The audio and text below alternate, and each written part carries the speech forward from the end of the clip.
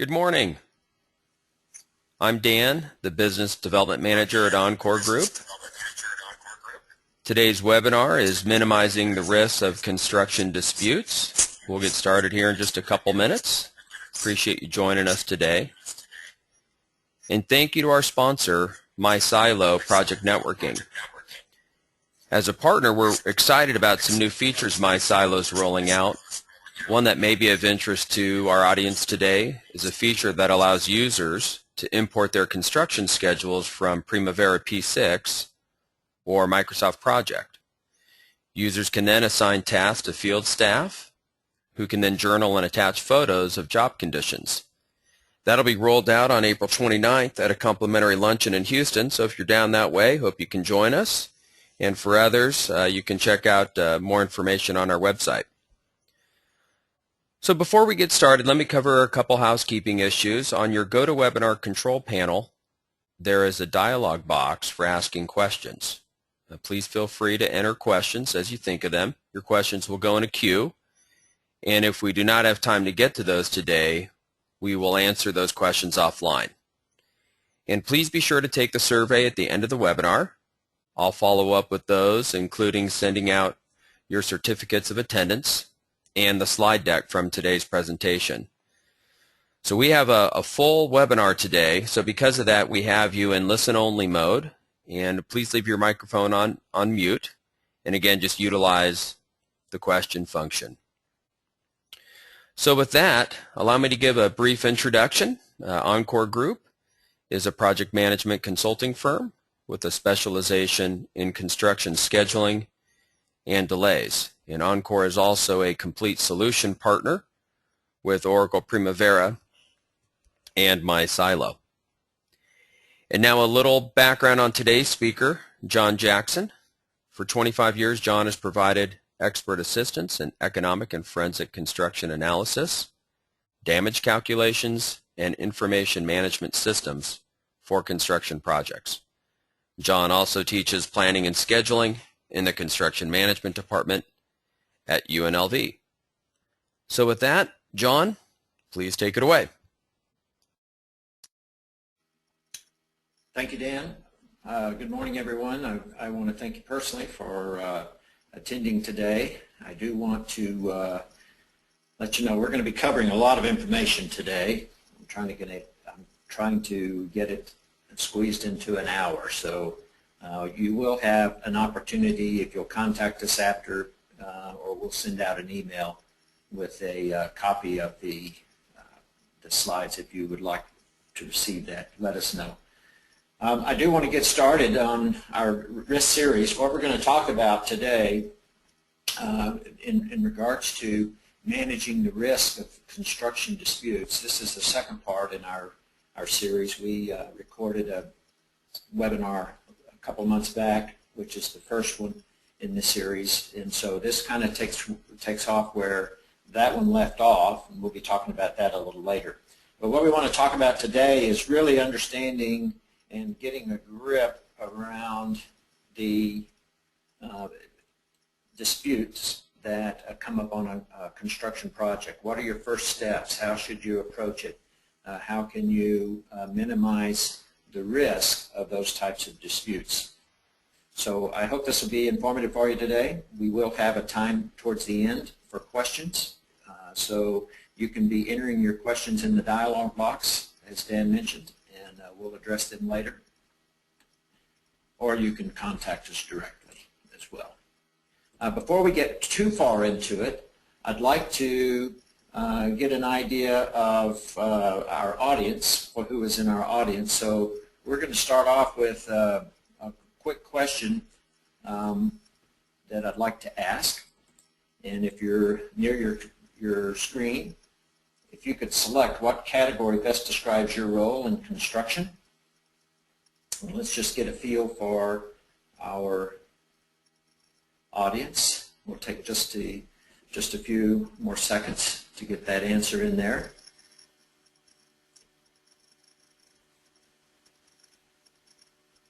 All right, I'm going to close that, and I'll show you. We have a high percentage of owners, a low percentage of contractors, in the webinar today. So what I like to know, just so that we can keep an eye out for or just kind of understand some of the issues that owners have, and we can emphasize some of those. Let's get another question. Not only your role in the industry, but we want to talk about how long have you been in construction. So if you wouldn't mind answering that question, just to get an idea of the experience of our audience. Once again, just take a few seconds here.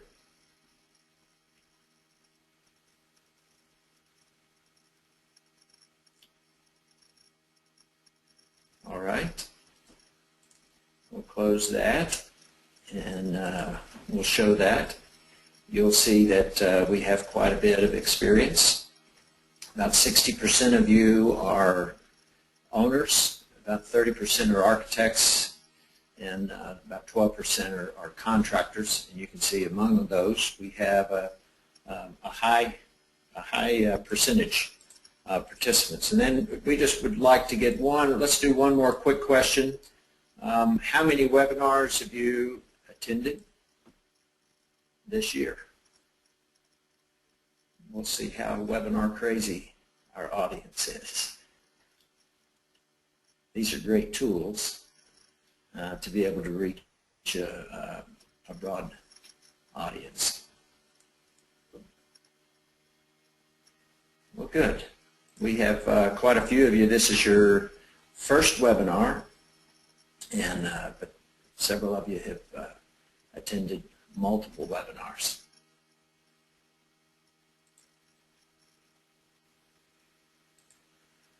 Well, good. Let's talk about risk management in general. There's 4 basic categories or 4 different steps in any risk management program, whether it's risk management on a project. As I mentioned, we talked about that in our last webinar. Today we're going to be talking about identifying the risk and risk management when it comes to dispute resolution. But a successful risk management program includes a program to identify the risk as early as possible, in this case, in your dispute or claim. There is no way that every risk can possibly be identified, but I'm amazed at how many claims are filed and litigated without any attempt to identify the potential problems with the claim itself or the defense of a claim. So take the time to review a list of the risks with your project team and make sure everyone is on the same page, or at least everyone should know where there is disagreement regarding a risk of a claim, and we'll talk about that. But after you identify those risks associated with defending a claim or preparing a claim, then you want to assess that risk or analyze the risk and potential upsides and downsides of the dispute and pursuing it. Right? Next, you can decide how you might manage the risk that you've identified. And then lastly, don't forget the goal is resolution, right? Conduct a risk assessment meeting. It's best to do that early if you can. Conduct that risk assessment meeting to review the risk. And that's one of the things that we're going to really be focusing on in our webinar today are those steps of walking through your claim, whether you're defending against a claim or preparing a claim or as a consultant on a claim. Here are some good steps that you can follow to help you identify, assess, and manage those risks. These are the same steps that I work through if I'm doing a detailed risk analysis on a project. Most project stakeholders don't have resources or budget to prepare an extensive risk analysis, but you'd be surprised how many issues can be addressed and resolved early by following the simple steps that we're going to cover today. So here's the example. In fact, this is where we left off last time in our last webinar. I want to start with this chart to provide a basis for our presentation today. And this is a real simple, very simple risk analysis or risk assessment chart for the claim. And here is we'll run through the quick risk analysis from a contractor's perspective. And I want to do this to show that disputes are often misrepresented. And going through this risk analysis exercise, or better yet, having qualified assistance while going through this exercise, will help minimize the risk in construction disputes. And I'm going to use an example of a small claim of $1 million. Okay? And so a contractor has a claim, he files for $1 million, and in this case we'll say the owner believes it's or is willing to offer $100,000. So that's kind of where we are. So when you do a risk analysis, when I do a risk analysis for a contractor, I would look at the different breakdowns, the breakdown of the different issues. And so extra work, let's say the contractor believes he has $400,000 in extra work that was not paid for. It's fairly well documented, but there may be some issues with entitlement or whatever. So after you do a risk analysis, you say, okay, that may be worth $300,000 instead of $4, or you may collect that if you just assign a value to it. Then you have a delay claim also. Maybe it's supported well, maybe it's not supported well. You look at that. The contractor believes there's $300,000 in delay damages, and after doing a risk analysis, you say, well, you might get $100,000 of that. And then there's the lost productivity. Those are a little more difficult to collect on, but let's say the contractor believes he has $300,000, and after looking at it, you come out with saying, okay, we might get $150,000 for that. So you started off with a $1 million claim, and you look at it now and say, well, we might get $550,000 for that. Then you look at the preparation cost. If you're going after $1 million, you spend, $150,000 in various consulting fees, your attorney fees, possibly internal costs from internal staff, and then you have managerial factors that you always want to put in there. It may impact a relationship with an owner. It may impact a relationship with other parties, subcontractors that are involved. So you always want to look at your managerial factors to see what are some other risks associated with this claim. And ultimately, if you do collect that $550,000 for this claim that we said, your net value ends up being $100,000, right? Which is kind of what we're saying that the owner offered. Here it is from the owner's perspective, that same claim. The owner thinks, well, we're going to offer $100,000 for that extra work that was performed. But if you go to mediation or you go to some kind of dispute resolution process and that contractor gets $300,000 awarded, you believe that there's zero for the delay and the contractor gets $100,000 of that. If you offer zero for lost productivity and the contractor gets $150,000 awarded, you have your preparation costs, and then you also have, as an owner, you also have managerial factors. I know quite a few owners who have seen their bid prices, new prices coming in on new work, go up because of a consistency in claims and dispute resolution. So a lot of times your cost factor on future projects can go up. That's just one of the managerial factors that you want to look at. But taking that into consideration, you may end up only paying $550,000 to the contractor, but ultimately it costs you $900,000. And in this case, both of these cases, you can see that neither one of these parties really won. The owner ended up spending almost as much as the original contractor claim was valued at, and the contractor got what the owner originally offered. So once you understand the risk, and this is just a very simple example, but once you understand these risks, you can prepare to go after resolution. If it's $1 million claim, if you think once you look at these risks and you say, hey, I think this is $1 million, or I think we can save in going after defense of this claim, you may look at it and say it is worth, this is going to save us $2 million, $5 million, whatever. Once you understand those risks, then you know how to go after resolution. And so here's a lesson I've learned from experience.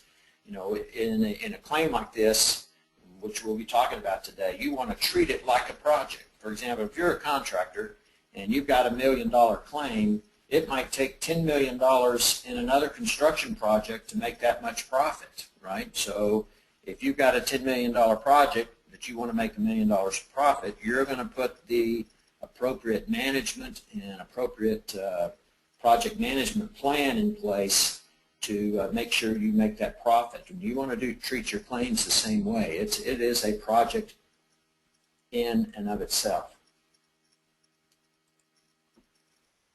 So, what does the contract say? Look, one of the first areas to review when you're going into a dispute, we talked about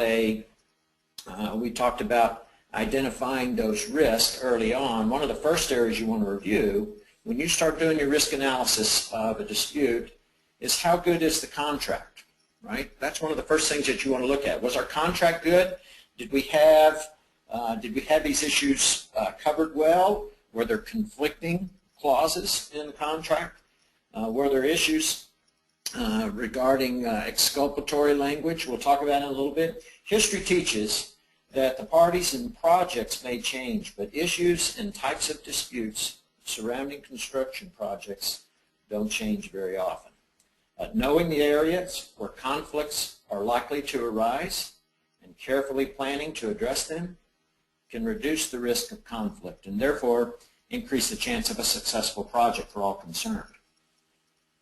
Reviewing these same areas when facing a dispute will help you get your arms around the risk you're facing. Let's look at some of these areas. Number one, how was the design?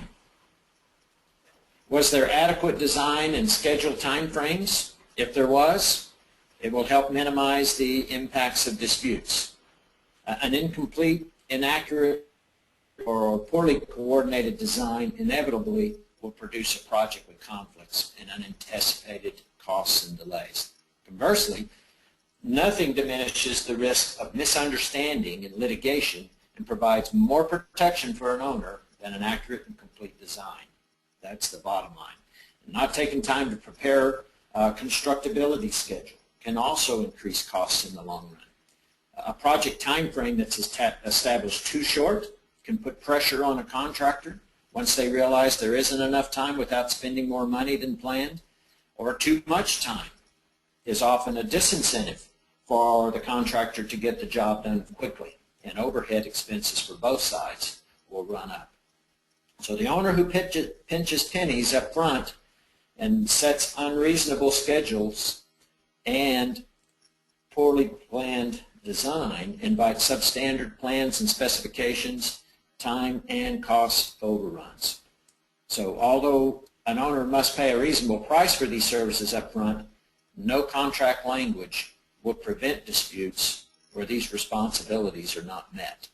And if they weren't met on a project with disputes, you'll need to factor that into your dispute resolution decisions.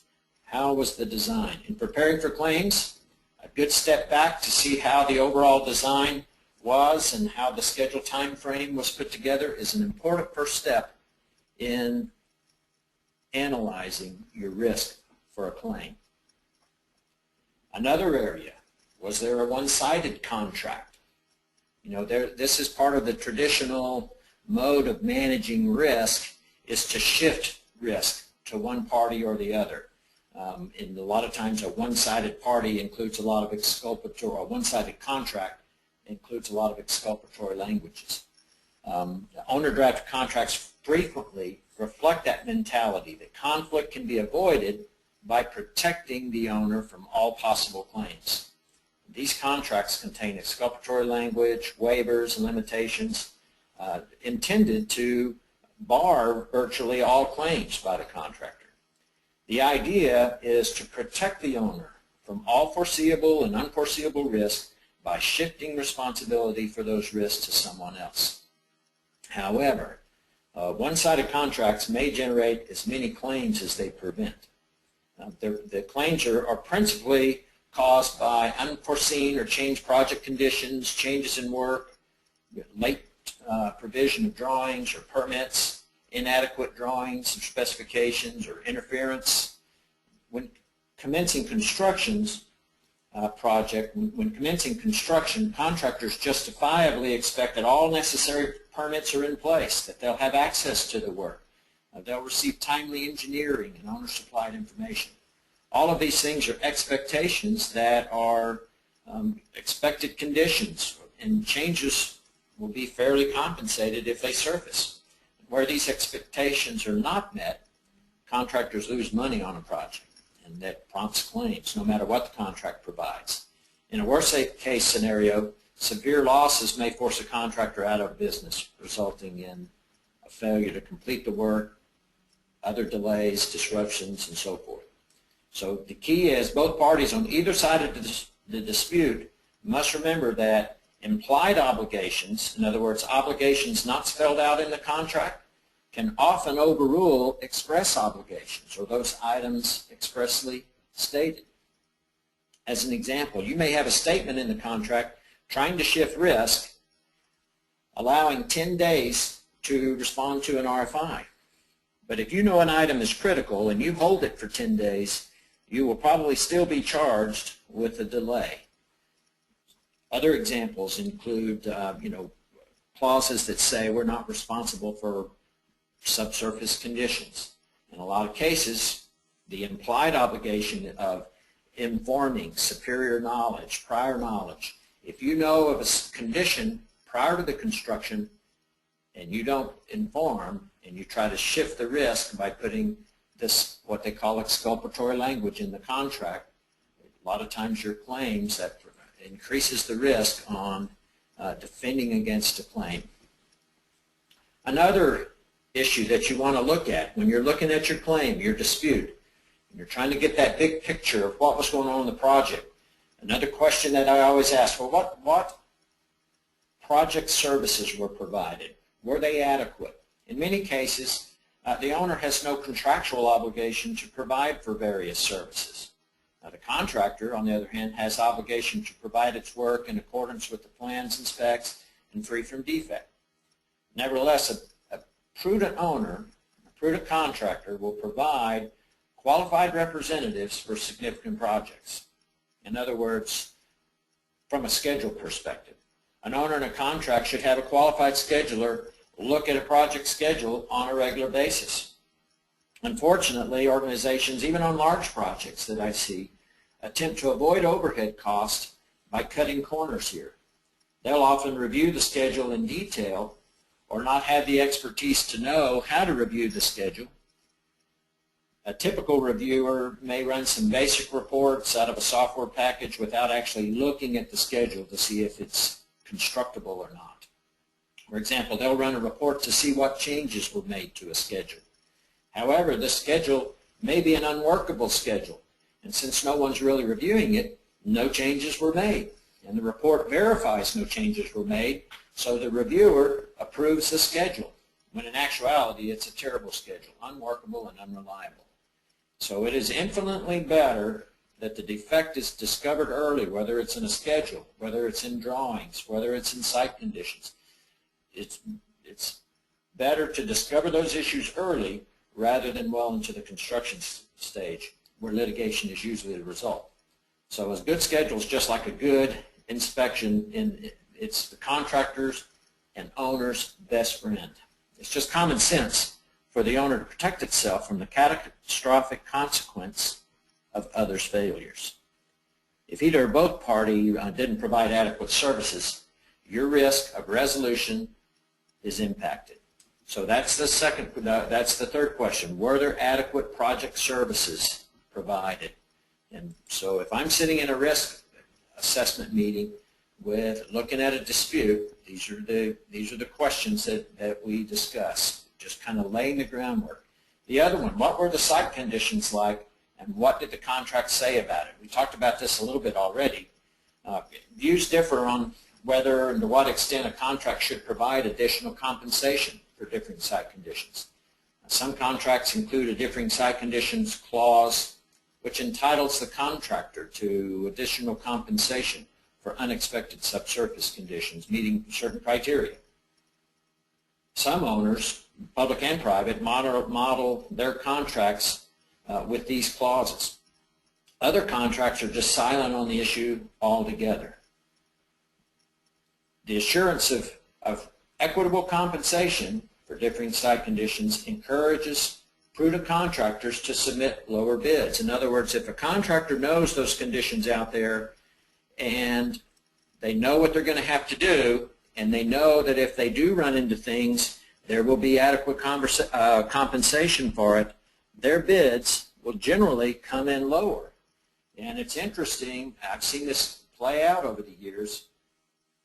It helps a different site conditions clause and how you're going to resolve it helps protect those prudent contractors against being underbid by competitors who are either too careless or too reckless to include such a contingency. Because hidden conditions can make the difference between a profitable contract and a financial disaster, competent contractors often insist on a good, equitable adjustment clause. And your bids will come in lower.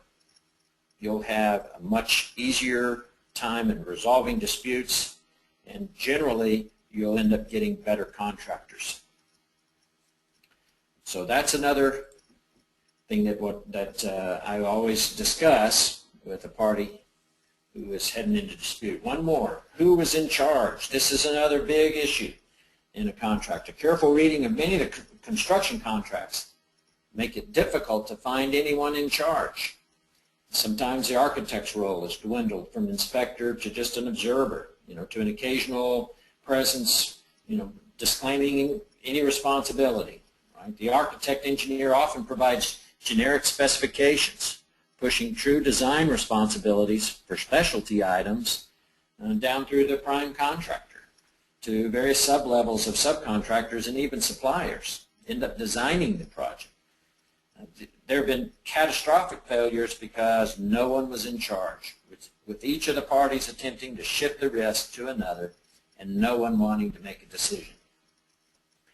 The point is that the owner and the architect engineer, whatever their approach to exculpatory and risk-shifting provisions, should carefully review the data and make certain that the project will function, even if that means they have to get some outside help during the construction stages. On the other hand, the contractor also should not allow its subcontractors' work to be performed and integrated into the project without careful observation. The contractor, as a contractor, you are responsible for your subcontractors. You're in charge of their work, in other words. So it needs to, you need to assure that it's properly done. And if there's no one in charge of your project with the dispute, it will play a role in the risk of your dispute resolution. So looking at your project, going back through the history that's led you to the dispute, discuss and analyze who was in charge. When I'm working with a client and we're looking at the risk of the claim or preparation of a defense, so we discuss these items: the contract, design, project oversight, site conditions, management. This is where a good foundation is laid for identifying and assessing the risk in pursuing or defending against a claim. These are the 10,000-foot items. In other words, this is helping you as a group trying to do this risk analysis for your claim. This is helping you get the big picture of what was going on in the project. These are the key elements that you want to establish to lay the groundwork for identifying and assessing the details. Next, after you do this, then you can get into the details of the claim or the dispute itself. Let's talk a little bit about entitlement issues, and I'm going to just put a bunch of these on this slide. Okay, I'm not going to go through all of these in detail. But when you're looking at the issues that you have in a claim or you're defending against a claim, these are just different entitlement issues or different types of issues that you want to address and identify. As you list the different elements of your claim, it helps to know what type of claim it is so that you can there's other research you can do to help put your case together or actually determining what your risks are in those elements and how to minimize the risk of those. Let's go through a couple of these real quick. There's acceleration, right? This is a project that may accelerate for various reasons. Maybe you are a school district and you want a project to finish earlier so you can prepare for school. Or maybe the project's been delayed and you still want the project to finish on time, so you ask the contractor to accelerate. Sometimes the project is delayed and the owner won't grant a time extension, so the contractor accelerates. They call that a constructive acceleration, and the contractor accelerates, and he has to argue. If you're a contractor, you have to argue if you're accelerating that you were delayed, you had submitted a time extension request, the time extension was denied, or you had threats of liquidated damages. There's different elements of those acceleration claims that you want to keep in mind. The cardinal change is another one. That's where the project is significantly different from what was bid. There's the constructive change. This is where entitlement permits contractors to be paid under the changes clause, even where no change order was issued. Right? Boards and courts have held that where a contractor's performance requirements were changed by some action or even inaction, which amounted to a direction to the contractor, that's a constructive change, which is compensable. Another category is contract termination. When the termination has occurred before the contract may have started or halfway through the project for whatever reason, generally terminations end up in some type of claim. Another one, defective and deficient contract documents. That's a claim type, an entitlement type of its own. There's schedule delays. Obviously, there's differing site condition delays. Those have their own categories and are their own arguments that you put together for those. There's a directed change. This is sometimes an owner's unilateral change to the terms and conditions of the contract. There's another type of entitlement called impossibility of performance. And this is, if you're going to go after an impossibility of performance, you have to not merely, or to show that it wasn't just difficult or unexpectedly costly for one party, but you have to be able to show that there was no way for it to actually be accomplished. There's maladministration. If you're an owner and you're looking at what the contractor is submitting as part of their claim, you want to look at maladministration. How are those issues typically resolved and defended against? If you're a contractor, you can see how that type of claim is put together. Then there's the superior knowledge type of claim and owner furnished items. The superior knowledge is the principle in the United States contract law. Basically, it's called the superior knowledge doctrine, that states that the government or owner must disclose to a contractor otherwise unavailable information that is vital to contract performance. We mentioned that a little earlier. If you know there are conditions, you don't disclose them, and you try to shift the risk to the contractor, that falls under that superior knowledge doctrine. There's work suspension. That's another type of entitlement issue. This refers to an owner's temporary or permanent suspension of construction work at the site. And usually the work suspension is pretty much an essential component for recovery of unabsorbed home office overhead.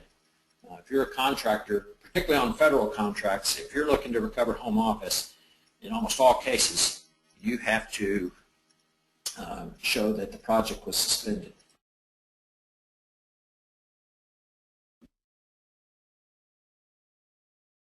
There's a few more I didn't put on here, but like weather, there's implied warranty. There's an implied warranty that's that's where you just presume that the contract is in good order, that issues relating to the plans and specs are accurate. That's implied warranty. Strikes sometimes will cause claims. These are just some entitlement issues. And the important thing that I want to talk about here is you have all of these different types of claims, right? You want to put your arguments together using these different clauses, these different types of entitlement, and you want to review a claim based on, really trying to identify what is, if you're reviewing as an owner and you have a contractor who submitted a claim, you want to take the claim and try to break it down into these different entitlement issues. The entitlement is the first thing that you want to do, but then the second part of that claim is what they call quantum. It's a Latin word, or quantification would be the English word for that. How much is it worth? You can have the best case for an issue, but if you can't support your cost, it'll go nowhere. On the other hand, you can have all the costs clearly documented for an issue. As a contractor, you may have all that cost clearly documented.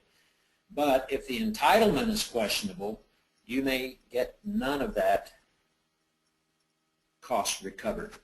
For example, if you feel like the contract, if there was a dispute in how the contract was worded, or there was conflicting clauses, you may know exactly how much the cost was, but if your resolution comes down on one side or the other of which contract clause takes precedence, you may end up not getting anything. So really, that's why you want to spend the time early on really looking at your entitlement, looking at the entitlement issues. Where are your risks in entitlement?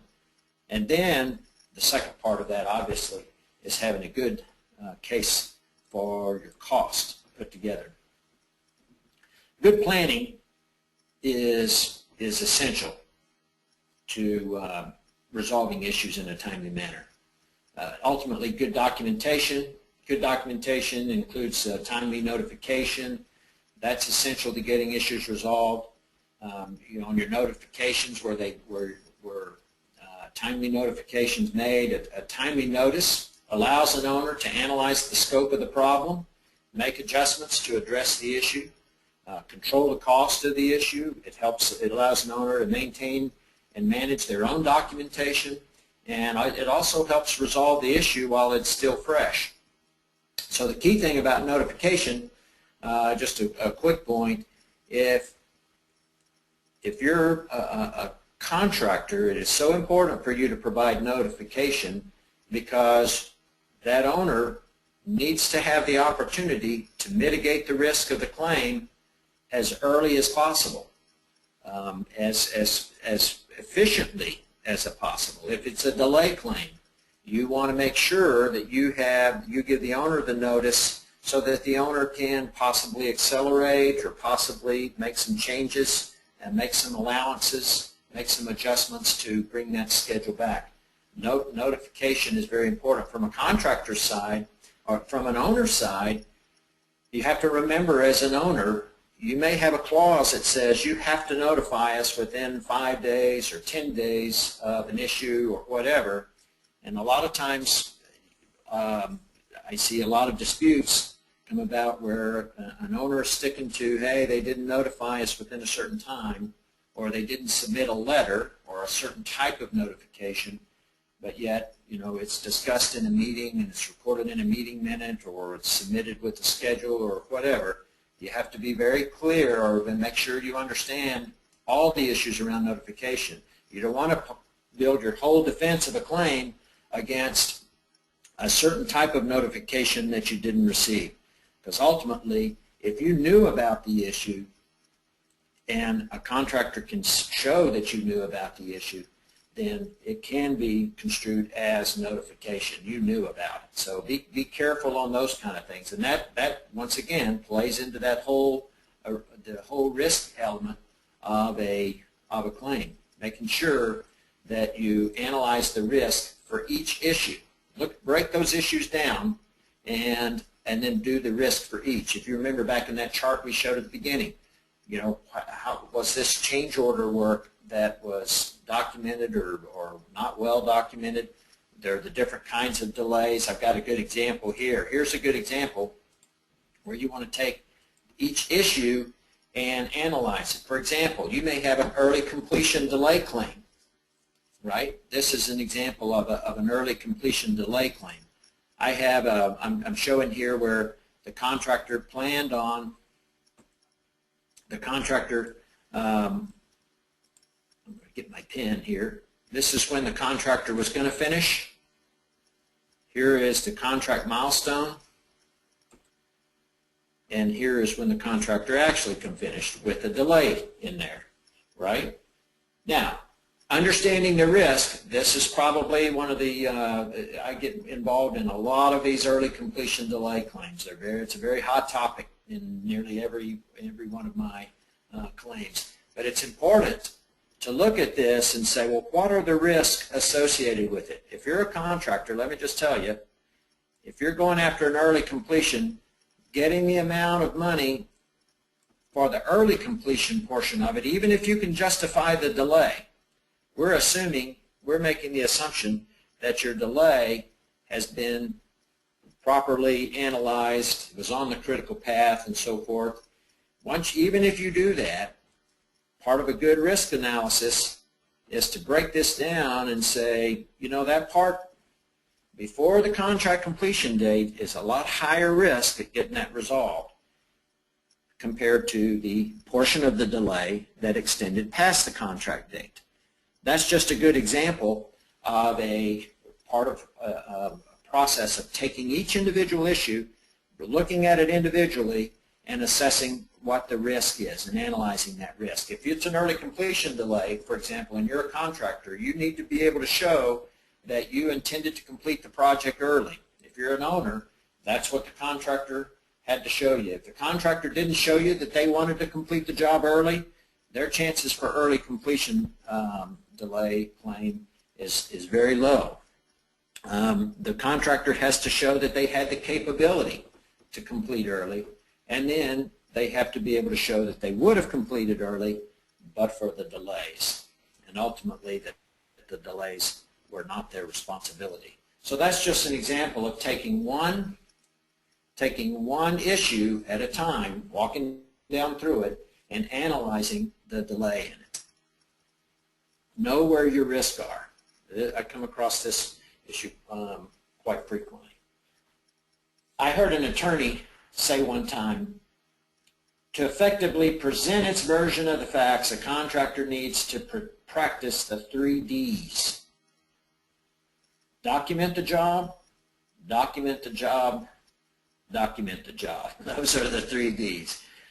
Litigation, the bottom line is litigation runs on evidence, and evidence is based on thorough documentation. As we were discussing earlier, in fact, I think we talked about it in the introduction. Dan mentioned the My Silo product, our sponsor. They have a tool for journaling a project on your phone or your computer that's very easy to use. In fact, you can build an as-built schedule using your phone. You can pull up a list of activities from Primavera or Project. Activities scheduled to occur today. You can select one, take a photo with your phone, post a journal, all linked to those activities, and you can post it to a news feed. Those are the kind of things that you can really put in practice. They're easy. I tell my clients to use tools like this to build a detailed journal from day to day, linked to the schedule. It's a very easy tool to use. It's very inexpensive. Schedules are becoming more of a significant part of nearly every claim. Of course, as a scheduling consultant or claims consultant specializing in delay claims, I'm emphasizing the importance of my specialty, right? But the important thing is documentation in general. Most of my billable hours in a claim is for reviewing job site logs, contract documents, meeting minutes, correspondence. I'm trying to recreate an accurate record of what happened. And if you can do that on your own, if you're an owner, take the contractor schedule and document day to day what was going on each one of those activities in the schedule. It'll help you identify, number one, if the schedule's any good or not. It'll help bring that accountability to the schedule, and it'll help force that contractor to plan their work and use their schedule. So all of those kind of things help bring that project in on time. So when it comes down to looking at a delay claim, how good is your documentation? In my presentations, I'll often let an audience finish this statement. He who has the most documentation, you probably guessed it, nearly everyone can finish that statement correctly. He who has the most documentation wins. Most construction litigation involves dispute over facts, not the law. That is very important for you to remember. What were the real costs, for example, to a contractor for a particular change order? Who caused the late delivery of the steel? Were the plans misleading, or did the superintendent simply misread them? Was the delay on the critical path? Can it be proven by the facts? So many claims are developed on emotion, so it's important to know how well your facts support your position, and it'll help you decide whether or not you should pursue or settle. Let's talk about that just a little bit. How to know when to settle. I read a recent study that found that most of the plaintiffs, or people pursuing a claim, who decided to pass up a settlement offer and went to trial ended up getting less money than if they had taken the offer, the settlement offer. The vast majority of cases do settle, according to the study, from 80 to 90% by some estimates. But there's no way to know whether either side in these cases would have done better at trial. But a win is defined as both parties losing. And let me explain. Okay, if you go to a mediation, this is what a mediator is going to tell you. My goal is for both parties to leave here thinking that they lost. I know that sounds confusing, but what I mean is a win is when an owner pays less than the contractor wanted, but the contractor got more than the owner had offered. Right? That's really how that comes down, and that's what this study defined as a win in a court case. And you see that in whether it's mediation or going all the way through to court. It's in the middle. The result is in the middle, and it paid to pursue the litigation. Both parties came out better than they would have, had they settled, right? This study found that in just 15% of cases, both sides were right to go to trial. In other words, both parties moved to the middle. A study of over 2,000 cases revealed that parties defending against claims made the wrong decision by proceeding to trial far less often, or 25%, approximately 25% of the cases, while parties pursuing a claim through litigation were wrong 61% of the cases. That means if you're a contractor, statistics show that 60% of the time you'll make the wrong decision in going to litigation. As an owner, you'll make the wrong decision approximately 25% of the time. That's what that means. Now, on the other hand, the study showed that when they were wrong and went to trial, those defending against the claim, or the owner, average costs were 20 times higher than those pursuing. So in other words, owners may not lose as often, but they will typically lose bigger on average. The study shows that errors in going to trial and not pursuing reasonable settlement is usually a case of receiving bad advice. That is why performing a risk analysis of your claim is so important. Identifying those risks and then pursuing early resolution. Now, there are cases, obviously, where there is no, I see some where it's obviously there's too much at stake, too much at risk, or too much at stake not to pursue litigation. So, there are those cases where you have to do it. But generally speaking, you're better off settling. You may do everything possible to avoid litigation. You carefully read the fine print before you sign the contract. You're very up to speed on the job, but ultimately a dispute is developed, and filing a claim or defending against one looks like the only way to protect your rights.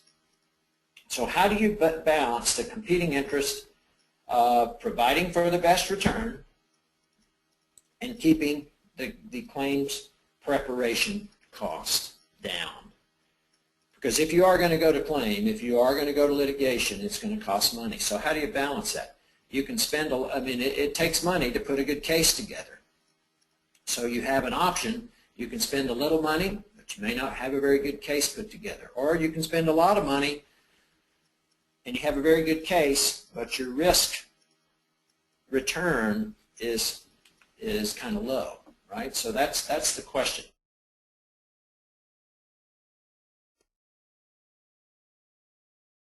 Here's something that I recommend. Insist on a written budget. If you're going to hire outside counsel, outside consultants, insist on a written budget estimate with a defined scope of work before hiring a consultant attorney. You'll discover a lot about who you're looking to hire during this exercise. Usually a claim has several phases, so a budget should detail these out. In fact, you may just get a budget out on a per-phase basis. There's the discovery, there's preparing the claim, there's preparing an expert report, litigation expenses, depositions, hearings, so on. If you're looking for advice, make sure your advisors have a good sense of where you're trying to go with the claim, with the dispute. Make sure that your advisor's budget includes going through a risk assessment of the dispute during phase 1 of the claim. I see so many clients, so many parties pursuing a claim or defending against a claim and not taking the time to really look at the risk to say, should we pursue settlement or should this go to litigation? And immediately they take the approach of we're not going to pay anything as an owner. All we're looking for is someone to say no and say it with an expert report, right? In reality, a lot of times your no may not be the correct answer. So you really want to do that risk assessment, this risk analysis up front, and get a budget for it. It does take a little work to prepare it, but start with that. And so if you are looking to hire outside counsel or an outside consultant and there's not time in there to start your project off or your claim off with this phase of analyzing the risks, then you may be headed down the wrong path. Here are some errors that people make. You don't always just look for whoever has the cheaper hourly rate. That's an error you can make. If you don't control the hours billed, the lower rate may be more expensive in the long run and you may get what you pay for, right? The second error is not doing a risk assessment first, like we're discussing here, so you can put a budget together. If you do a risk assessment, it'll help you determine what your risks are, and you can basically go to the consultant or the attorney and say, hey, here is my budget. Here's the thing. I'll have someone ask me, how much will it cost me to prepare a claim? And the first question I want to ask is, well, how much of this claim do you want recovered, or how much do you want to have to pay?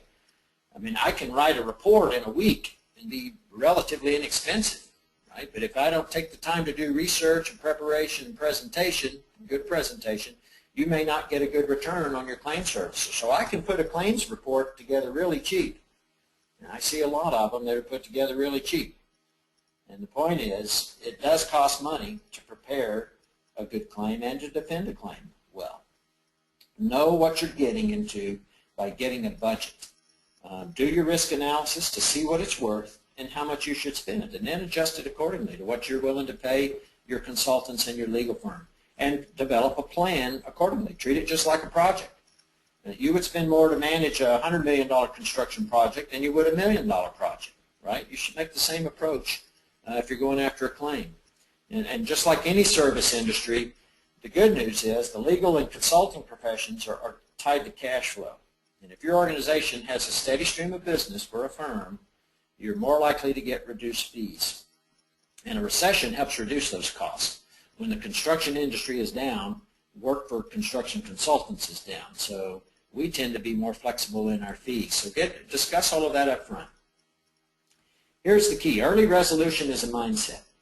It usually requires commitment from the top down, and especially from outside consultants. You should make sure your outside consultants are there helping you resolve the dispute, not just defend or prepare everything. What can we do to maximize the results of this claim and minimize the risk? The important thing to remember, the longer it takes to start the resolution process and get it resolved, the more expensive the resolution is going to be, and sometimes the higher the risk of return.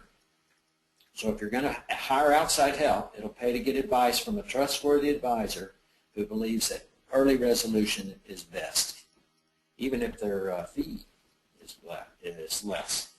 There's not enough time to discuss every type of problem situation that can come up in a dispute resolution, but I can say that in nearly every situation I know of, the earlier you resolve it, the better. I say that knowing that in some cases it pays to go to litigation. In fact, in some cases, like I mentioned, there's no other option. My point is to take the time to identify, assess, and manage the risk to resolve the dispute. And that's the best practice. If the project is still ongoing, early resolution is the least expensive. Everyone is still there and the issue is fresh. You'll have more resolution options. For example, if a project is delayed, you have options to accelerate, mitigate, adjust low-risk tasks. We talked in our last webinar about how this, if the project's delayed and you identify it early enough, you have more options to look at the contractor schedule and say, hey, we could tweak here or there. Or if you're going to accelerate only those low-risk activities that are on the critical path.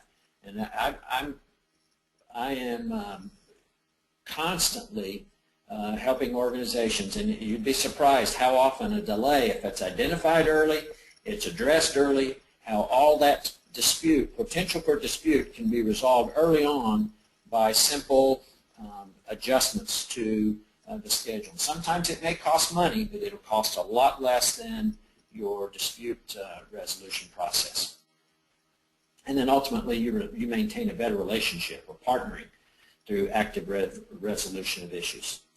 The bottom line, prepare the best case possible as early as possible. If it is a schedule-related claim, choose the right schedule analysis method and get it done early. Right in our last webinar, which is recorded, in fact, there's a link on our site. You're welcome to go look at that if you're involved in a delay claim. We went into detail about a few of the delay analysis options. In reality, every situation is different.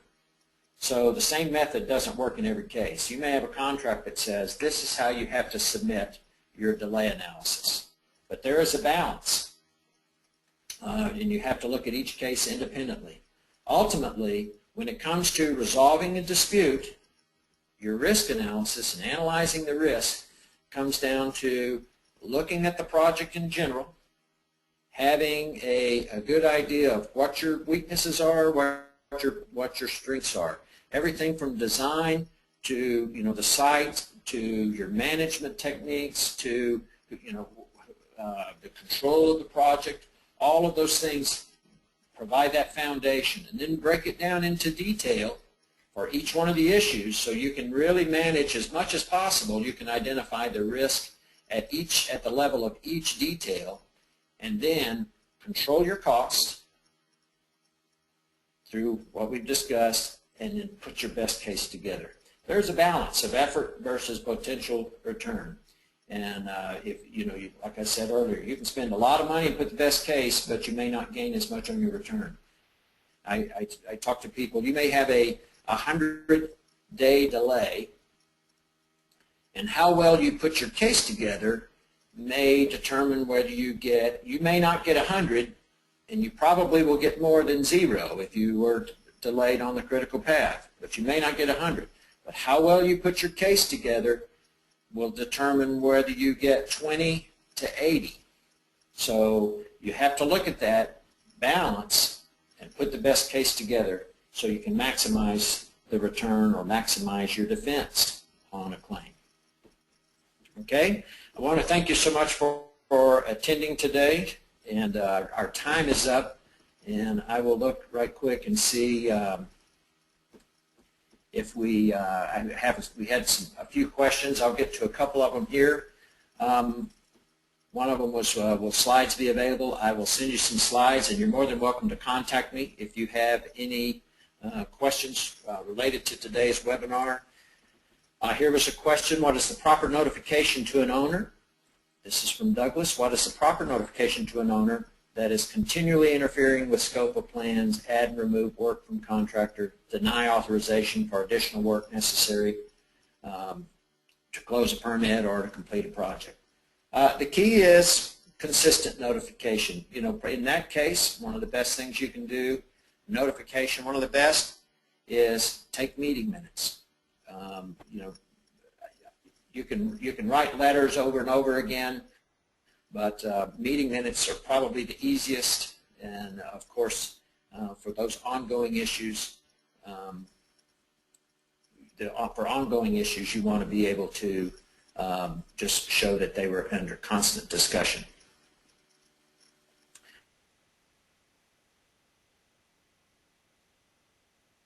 About ownership of project information as a risk relating to document management and control. That is a very big one. Sometimes the owner owns the document management solution or the project management solution. The key is, you know, the difficulty with document control solutions is a lot of times there's a single source database and everyone's accessing it. And the problem then, well, who gets that data at the end?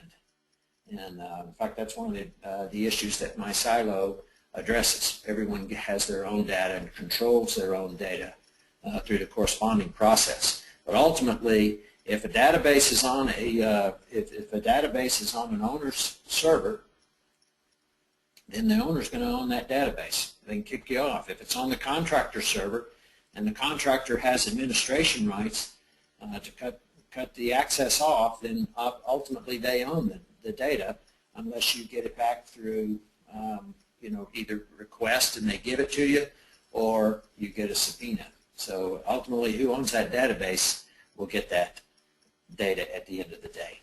I think that's enough questions. I have about 5 minutes over, so I'm sorry for taking so long. I appreciate everyone showing up today. Hope you had a good experience in our webinar and had some good information. Please feel free to contact me if you have any questions. I've got my contact information here, and I hope you'll feel free to contact me. Thank you so much again for your attendance.